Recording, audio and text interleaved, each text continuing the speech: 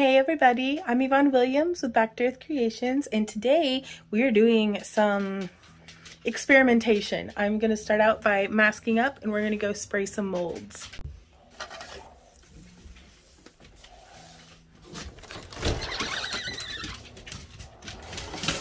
Come on, doggies. There's one dog, there's two dogs. Okay, so I am mixing up this boron nitride. And these are our ceramic molds that we're going to be using in today's video. I've already sprayed them twice, so I'm just going to do a third layer.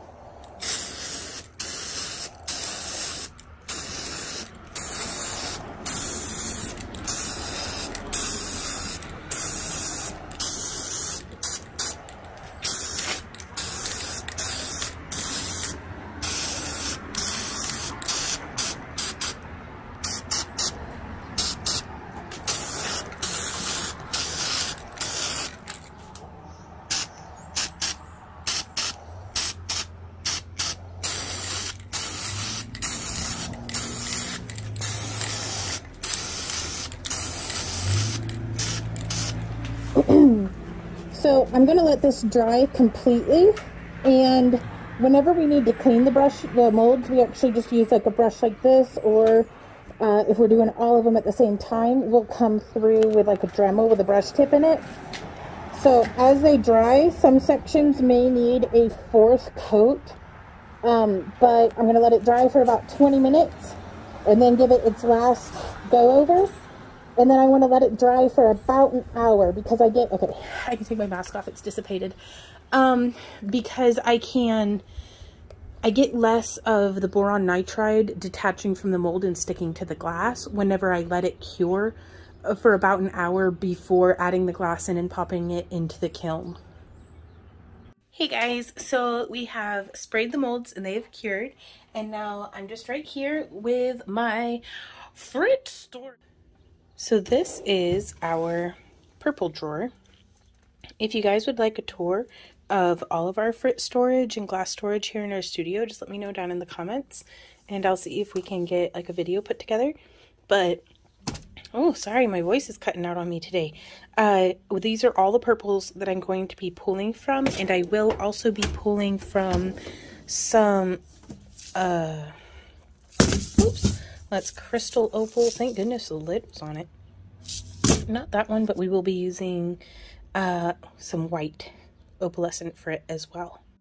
Okay, so we have our 12 cell mold here. I'm going to be using a ½ teaspoon scoop, a maybe quarter teaspoon. I don't know. It says dash, so welcome to America where we measure in chicken nuggets. And a soft bristled paintbrush.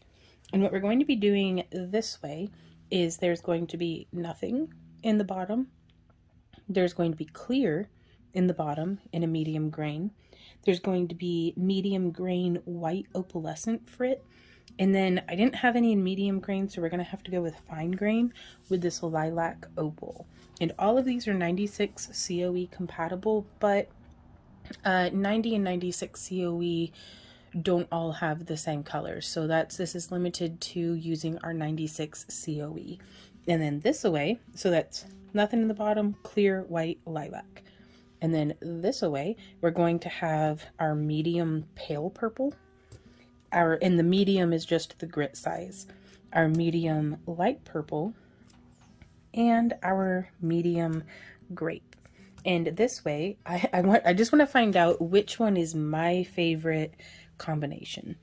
So I'm going to start with the base colors, and I'm just going to do a heaping dash, whatever that means. I could be weighing this on a scale, but meh.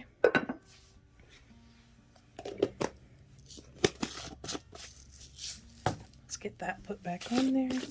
And up next we have, the whole concept behind putting a little bit of clear in the bottom is I'm hoping that it will maybe dilute the purple a little bit, because I know that the grape can be a bit a bit powerful in its pigmenting to where it comes out looking very, very dark, almost to the point where you can't tell that it's purple. Same concept with doing the white layer on the bottom. But over here on the left, that's kind of our control to see how does it look when it's just left to itself. Now with all of these, I'm going to be capping it in Mosaic Clear just to get it to puddle out nicely into a pretty cab. So I'm going to take this and I'm going to whoop, whoop, whoop, shake just a little bit so they're nice and level. And now coming through with our pale purple, I'm going to do a heaping dash into each of these molds. Just enough to add the tint of color. Excuse me. And now moving on to our light purple.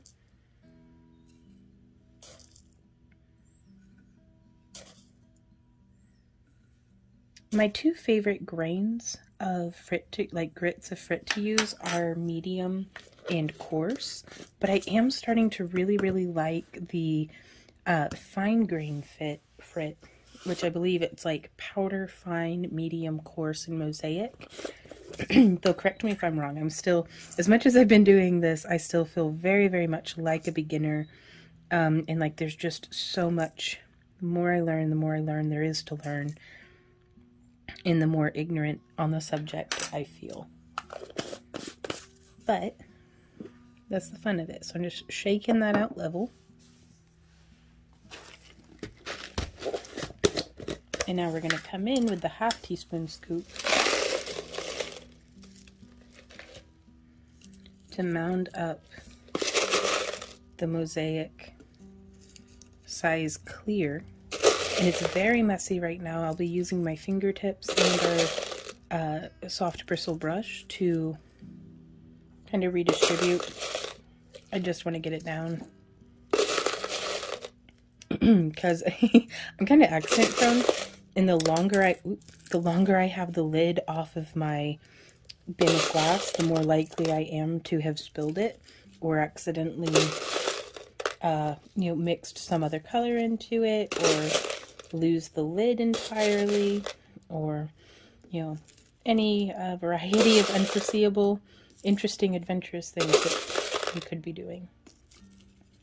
Now also an alternative to using the Mosaic sized frit is we could have chunked some like double thick, and that's 6mm thick, or we could have done some couple layers of 3mm thick and just stacked that on top. But I personally love bubbles in my glass. It makes it so much more interesting. If I wanted something, homogeneous and perfect, I would just go get machine-made glass. Now, this is definitely said as someone where being messy comes a lot more naturally and easily to me than being a perfectionist, but I am not going to let imperfection stop the joy of a creative process. Excuse me. And I'm trying really hard. I don't want to scrape any of the boron nitride into the piece, and I want as little contact with like our big thick pieces to the edges as possible, because sometimes it can pull some of that boron nitride along with it. Okay, so there is our test piece, and now I think I'm gonna like these two best, but I want to find out for certain. So place your bets on which one you think you'll like best, because I'd love to hear from you in the comments which one you do actually end up liking best. So it's going to be like A, B, C, D. No, A, B, C, 1, 2, 3, 4. I'll draw up a chart before I put my frit away. We're going to put this into the kiln. I'll show you what the loaded kiln looks like whenever we get that loaded, and then we'll move on from there. This is how the kiln looks being loaded. This is a Paragon CS, what is it? Let me see. Got it here on the side. CS16S. It's a clamshell 16-inch square. kiln, and I have a 12-inch kiln shelf in it up on 1-inch and 2 1/2-inch posts to allow for some air circulation to flow through there. And the firing schedule is down in the video description. So I will see y'all tomorrow morning. Well, it'll be a second for you. It'll be tomorrow morning for me. But let's get this fired. So Randy has just taken out the top tray to unload there on the porch, as he do. Say, hey, Randy. Hey, Randy. And filming without consent. But that's how, ooh, this is how it's looking. Ooh, okay. Alrighty, y'all. It is the following day, and this is how our cabs are looking. Now you can see here, very representative, especially on the no base, clear, and white, just how those different tones look. If Future Vaughn remembers to, I'll have the little chart probably pop up on the screen, yeah, like right now, for just a couple of seconds. I really, really love the grape, which is our bottom row. Though I'm thinking I may like to try seeing the grape mixed with this top color as well, which I believe is the light purple with a white background. So in our second experiment of this, let me know if you'd like to see another video of this experiment, and we will do like where I mix multiple purple tones together to see if we like that. Okay, so I flipped this over. I'm gonna, woo, oh, all but one came out. There he goes. And you can see we had pretty good detachment here. There's a little bit more of like the boron nitride that's stuck on. But I'm going to go ahead. Well, it's all backwards now, isn't it?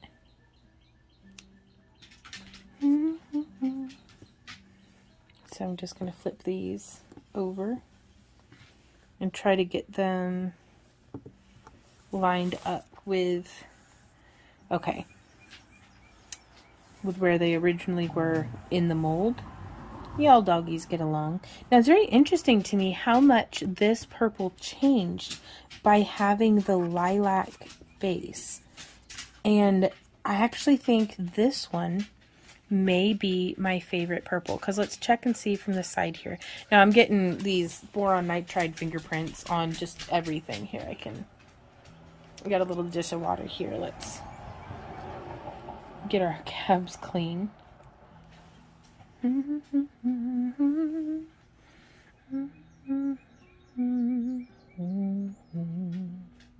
But I really love the grain, like the kind of texture, and you can even see here from the side there's just a very little bit of the actual colored glass in there, and the rest of it is that clear lensing dome on top, which I just absolutely love.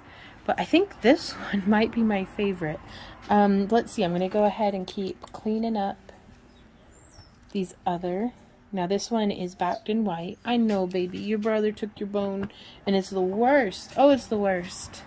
Sorry, it's hard work being a dog all day. Well, here, let me shut the door. Excuse me, sir.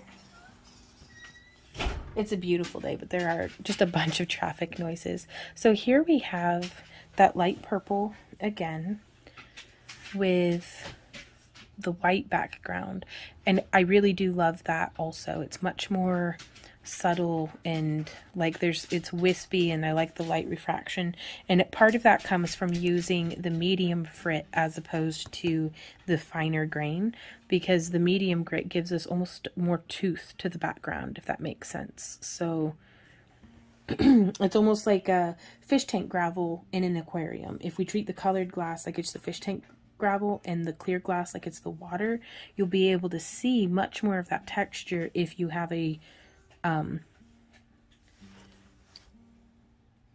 bigger chunk of gravel. I do hope that that makes sense. Or having a riverbed with sand in the bottom versus a riverbed with, you know, bricks.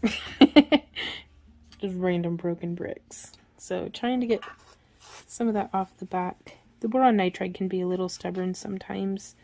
Normally I clean it in the sink with like some like Dawn dish soap.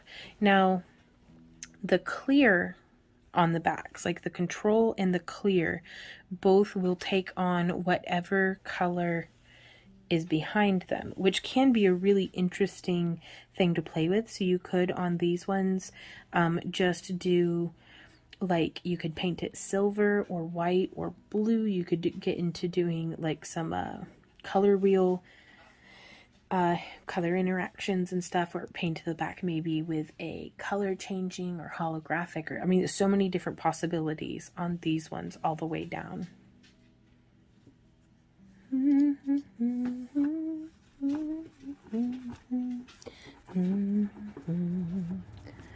we go, cleaning that up. So yeah, so that's something that, again, I love the way that it looks, but if you have that in the background, then it's gonna, whereas if you put the white glass in there, then it doesn't make any difference whether you have a different color behind it or not. And then over here on this one with the lilac, it did still darken it down just a little bit.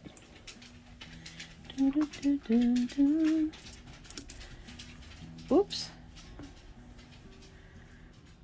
But that one's really pretty too. I think I just really like that lilac undertone. I'm interested in doing some experimenting with having a blue, like a pale translucent blue, or maybe even an opaque pale blue as the background on these purples.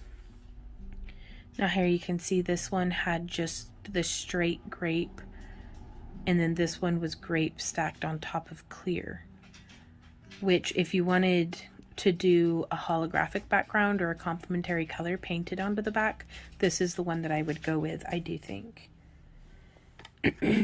Excuse me. But yeah, I think my favorites across the board might be the white backed or the lilac backed. This one again still came out a little bit darker than what I had originally intended, like originally imagined that it would. So I definitely like, I don't know which one's my favorite, you guys. The jury's still out on that one. So if you have any questions, comments, or ideas, please leave them down below. I love hearing from you guys.